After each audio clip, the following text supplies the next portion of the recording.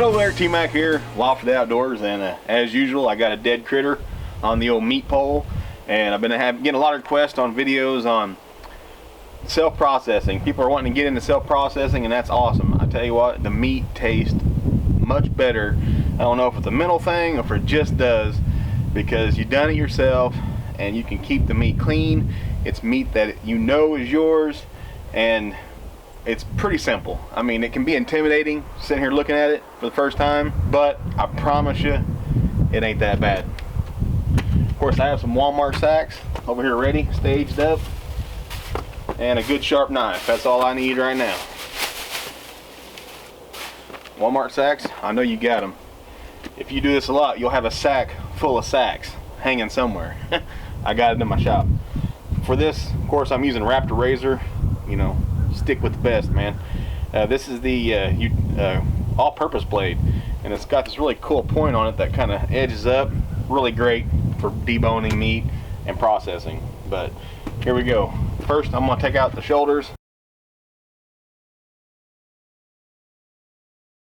There's nothing holding this shoulder to this carcass. There's no joints or nothing.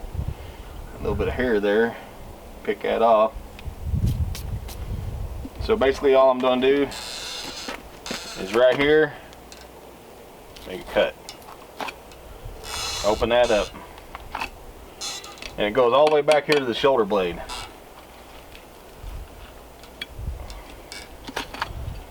Just cutting in there, following that shoulder.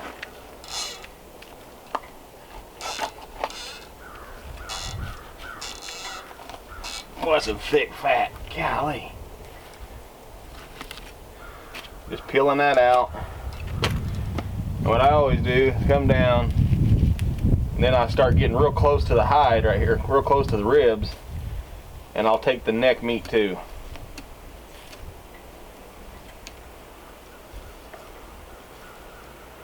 Just getting real close to that neck. That way I'm getting all that neck meat. Of course, this is all for summer sausage, but you can also make neck roast out of this bit of neck here hanging on the shoulder. That's it, shoulders off.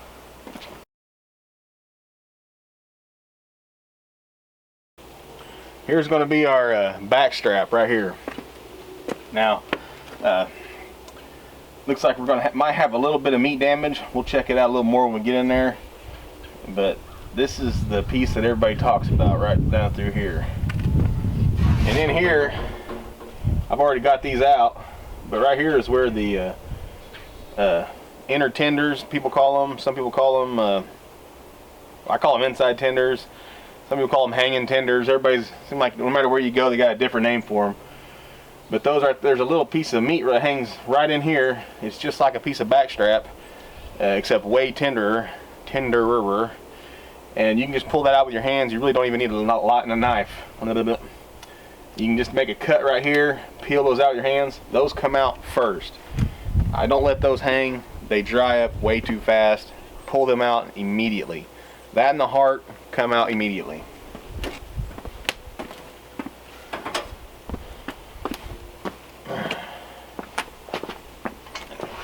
Turn this sucker here, and the way this works is there's a hip bone right here, and that's what we're going to start at. It's usually right about here is the cutoff mark for the back strap. And you're going to go right down the spine. Just keep your knife up against that spine. It'll guide it. Go all the way down. So now we got a mark here. We'll do it the other side.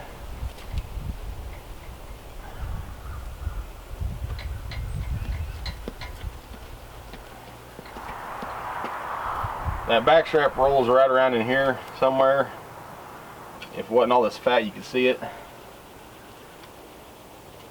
So I just kind of cut around and down. Get started.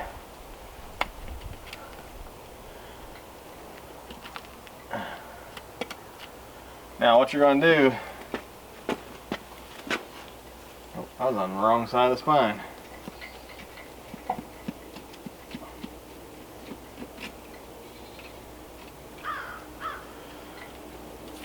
And you're going to follow the top of them ribs. It looks like I'm going to lose a little backstrap right here. God, there's a bone.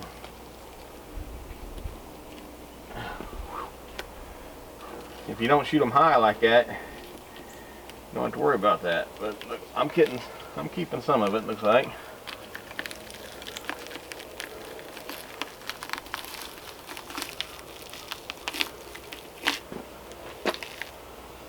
Oh, that's cold.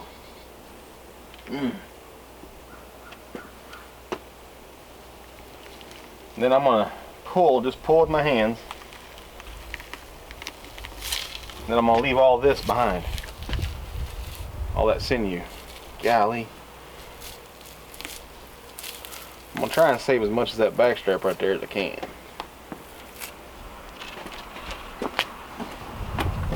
Alright, so got both our back straps out. Forgot to push record for the second one, sorry. This one was pretty tough because it had some shot up in it. This one came out pretty clean. Just like the other one. Start here, fillet it down along the ribs. When you get here, pull it out with your hand, and then you want to leave all this stuff behind. Oops.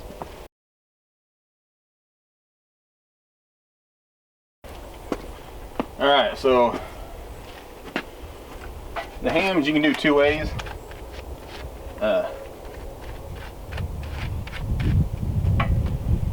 You can take it out the joint, and then you got to mess with the feet. You know, skin that back down or cut them off, whatever. I don't do that. I don't mess with the shanks on the back legs. I leave that on the carcass. I go ahead and do this boneless. I don't want any bone in anything that I'm using. That's just my personal preference. Cutting through bone, if you've ever smelt cutting through bone, it can impart a little bit of bone dust in your meat, and that can give it a little off flavor. So I don't even mess with it. I come back here as high up as I want, catch a lot of that meat right there, and I just come back towards the knee. Then I'm gonna trace around below the knee and connect my cuts. So I've ringed the meat right here above the knee, and some of that shank you can pull off right here, put that in the grind bin. Do it on both sides.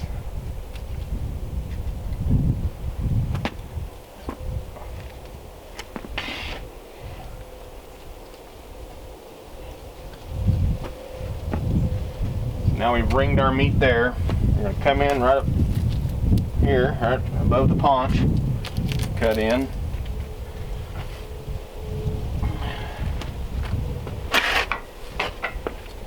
Now, on the hind quarter right here,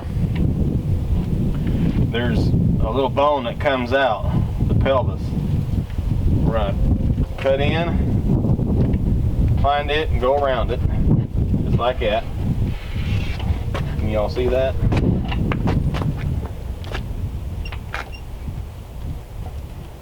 And we're going to go over to the center. We come in, we've gone around the pelvis. Do that on both sides.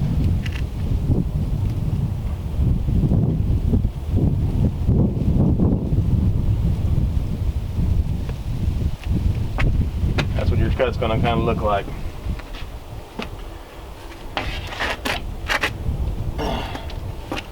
Now, right here's your knee. Your ball socket's right in here. So you got your knee right here, and there's a bone running right through here. You're gonna poke in right where all this muscle tissue's kind of coming at an angle right here, right in from the knee. If you want to, just where your cut is, find that bone and trace it, poke it, pop, pop, pop, pop. Keep your knife on that bone.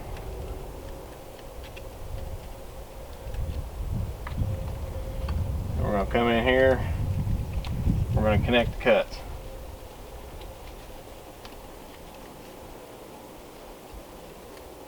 Alright, so let's just open this up. Do you see that bone? There it is. That bone right there. And we're just going to trim around it.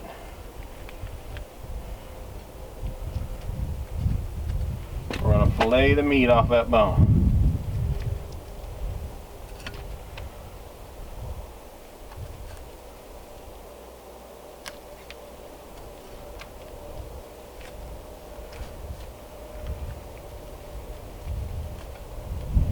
Just like that. See how we open that up? There's our bone. I'm going to do it on both sides. Brought you in a little closer so you can kind of see what's going on. We've got the bone exposed here. This is your one of your roast, and this is where all your roast and steaks can come from, is your back quarter. But unfortunately I need summer sausage meat, so that's where this is going. But what I do is when I get this bottom piece broke off, I get my Raptor Razor meat hook. I go ahead and stab that sucker in there, because you do not want this thing hitting the ground, I promise you. It's too good a meat to have hit the ground. And what I do is I come behind here, I pull back, I roll the meat back, and I just cut.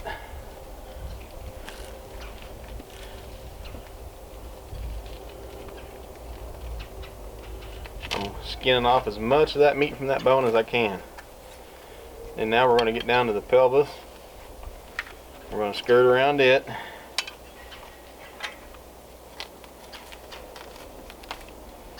And now you're going to feel the weight of this thing start to get heavy. That's what the meat hook's for.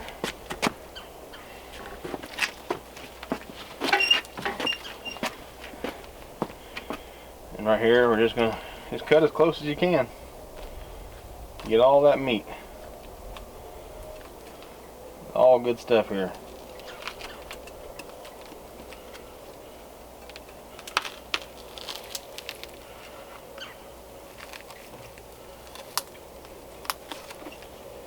There it is.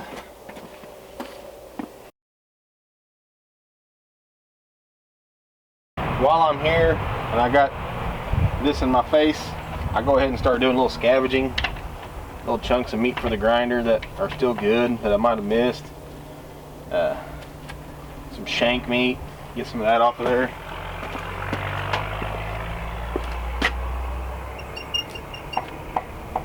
I call this the crow cuts.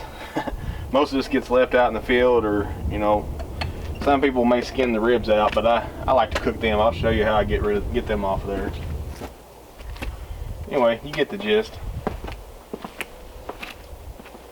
Anything that isn't too fatty, go ahead and peel it off there. But we've got that down into the hip pretty good. And you can come inside of that hip bone right here, carve out a nice chunk of grind meat or whatever, right in behind where we had to cut out.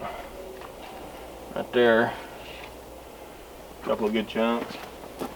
A buddy of mine used to, when I was done back in the day, I was a little more wasteful. And he'd come in and he'd pick all this off and make fajitas out of it, and it was fantastic. So I start paying a little more attention now.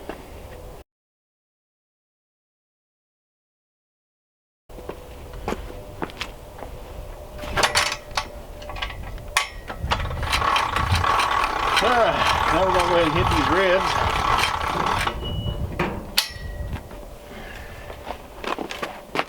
This flank still looks pretty good. We can grind it.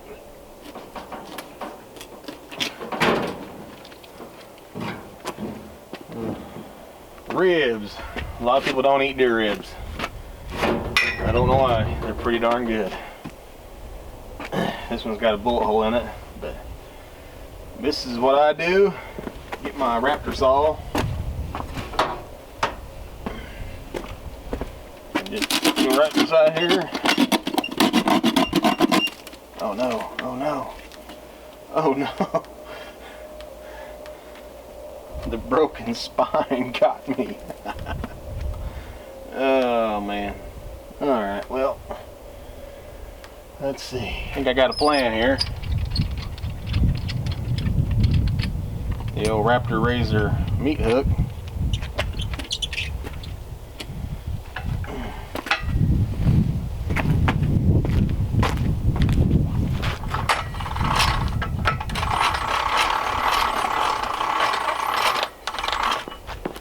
Alright. See if this works.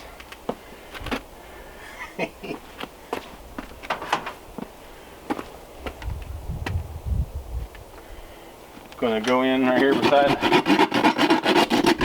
our rib cut, or our backstrap cut, and start to cut the ribs.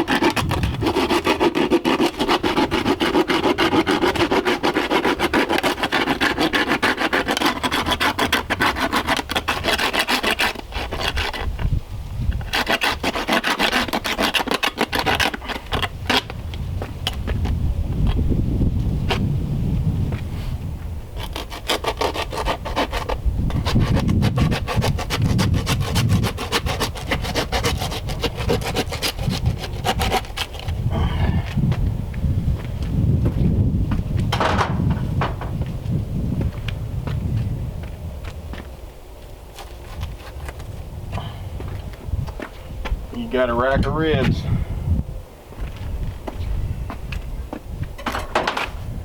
Anyway, there you go. That's the Raptor Razor saves me again. That's how I process my deer.